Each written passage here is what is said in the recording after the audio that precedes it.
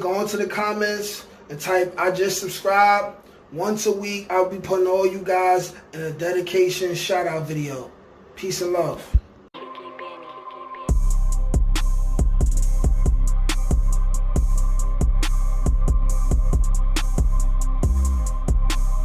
What's up, y'all? It's your boy Nate Almighty, aka the Global Dark Skin Ambassador, here to give the people another Rikers Island story.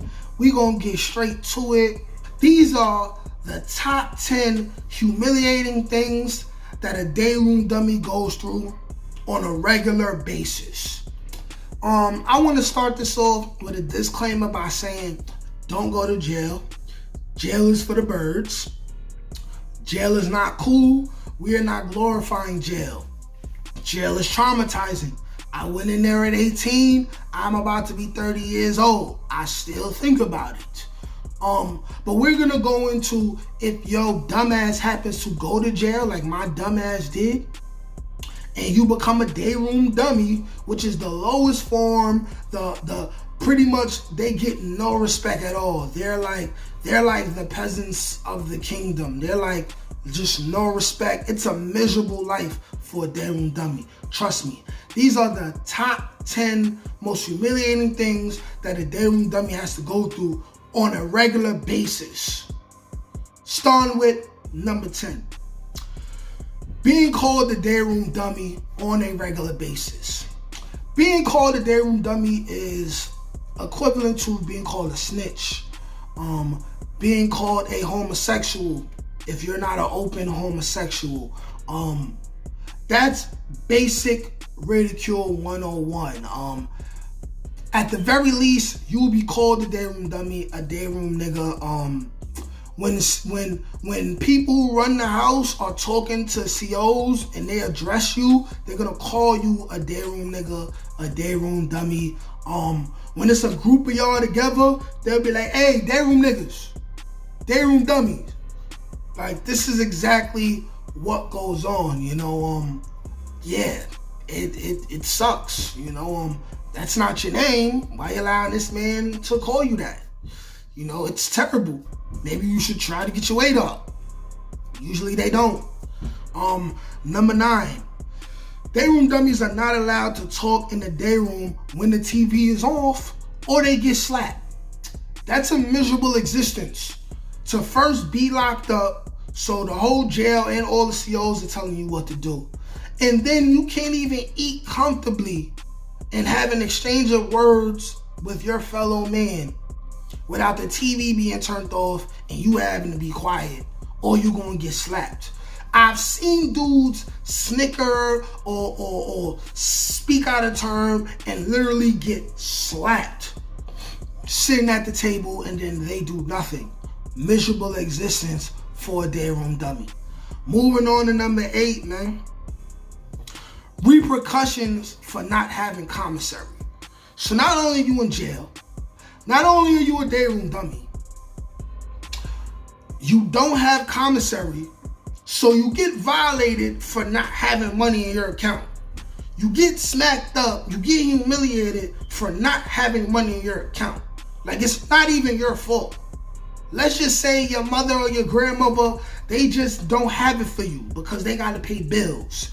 You will then be ridiculed and possibly beat up, slapped up at the very least for not having commissary on commissary day.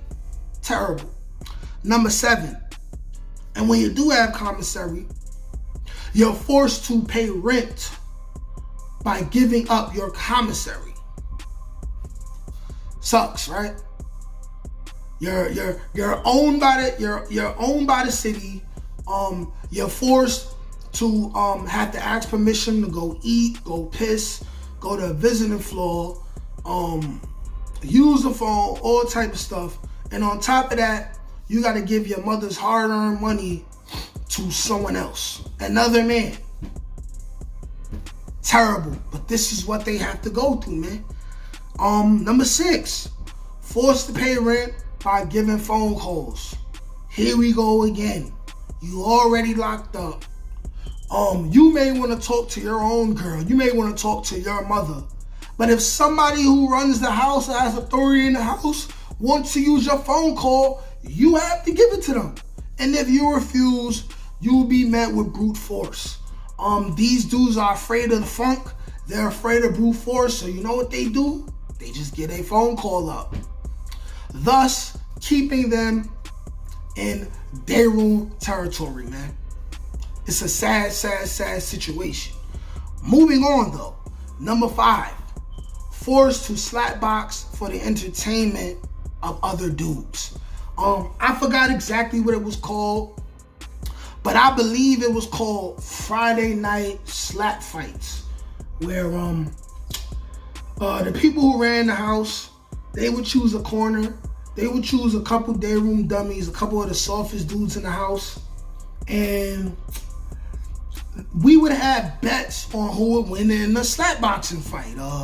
We would bet Commissary, push-ups, things like that. I mean, these were times where I participated in the oppression. I want to say that I'm not proud of this, but at the time, you just become a product of your environment. You know, it's either be savage or the savages is going to get you. But I remember Friday night slapboxing fights. Friday night, dudes would get in the corner and they literally would slapbox. And I would also say it's very entertaining. I mean, it's fun. Some of these dudes kind of knew how to fight. So it's like, why would you even be a Dayroom dummy? I mean, just take your licks, give your licks out. You know what I'm saying? Sad, sad, sad, sad situation. But moving on. Top 4 things that a Dayroom dummy has to go through on a regular basis. Number 4, forced to squeeze in a seat in the back to eat. Let's get some vision going. In a Dayroom, there's no chairs. Now, there's 3 or 4 iron picnic tables nailed to the ground. Okay, so let's say there's 1 or 2 people who run the house. They sit in the front. Let's say there is maybe 2 to 5 people who are on the team. Okay, they will fill up the first table in the front and maybe take up 2 spots in the second table in the front. And then there's a couple other dudes who are not necessarily on the team, but they good, they got respect. They get to basically move like they're on the team. They're gonna fill up the rest of the spots on the bench, right? So it's space for them. Now, I only spoke about 10 people. There's a whole nother 20 people who have to fit their asses in the 2 back seats, which is only made for, let's say, 8 people to each table. So you have dudes sitting down in the corner in the back eating. Like it. You have dudes that are sitting in the back eating. They sitting on the floor because they have no room for their asses. You have other dudes whose asses are hanging off the seat because they don't have room. And it's like, damn. All you gotta do is fight a couple dudes and get jumped a couple times and you'll be able to sit comfortably, you know? But, you know, they choose to not go through that, so their lives are how it is, you feel me? They willingly agreed to go through that. Willing participants in humiliation. That's their problem. Number 3, Dayroom dummies are forced to do maid tagging. Maid tagging is another word for washing clothes, washing underwear.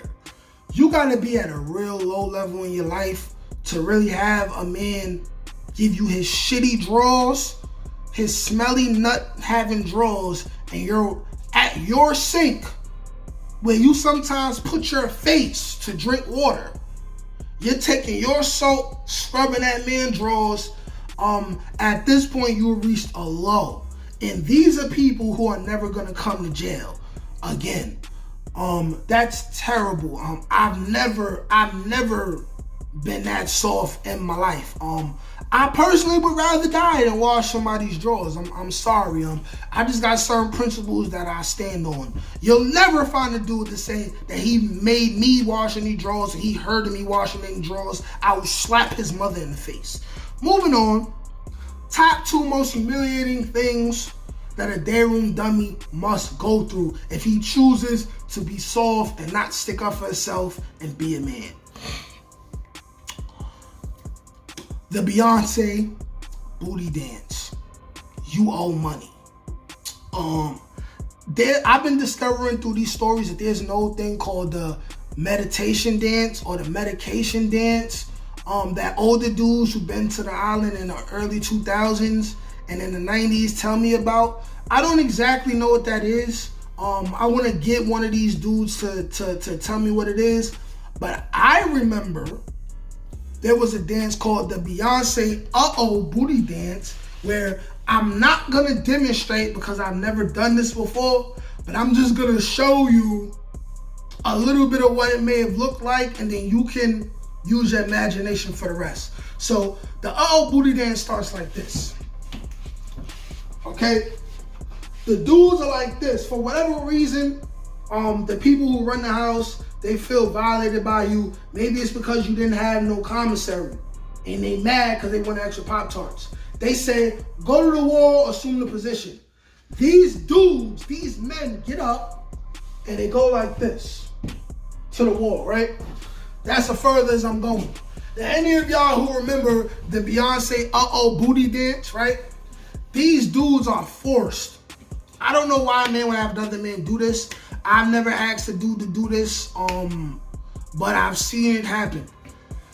They do the Uh-Oh Booty Dance, and while they doing it, a person would either punch them in their ribs, right? Or slap them in their ribs, or slap them in their face or the back of their head 10 or 15 times. And then the dude just have to sit there and take it. Very humiliating. I feel like if you're gonna allow a man to do that, you're not a man. At some point, we have to have dignity and self-respect for ourselves. Like, at some point we have to. You know what I mean? But that was number 2. And the number 1 most humiliating thing a Dayroom dummy has to go through for being soft and playing tough when he's out in the town, but then coming to jail and being soft and submitting, is dudes from your hood coming to Rikers Island and finding out how soft you are. And you have to sit there and deal with that embarrassment.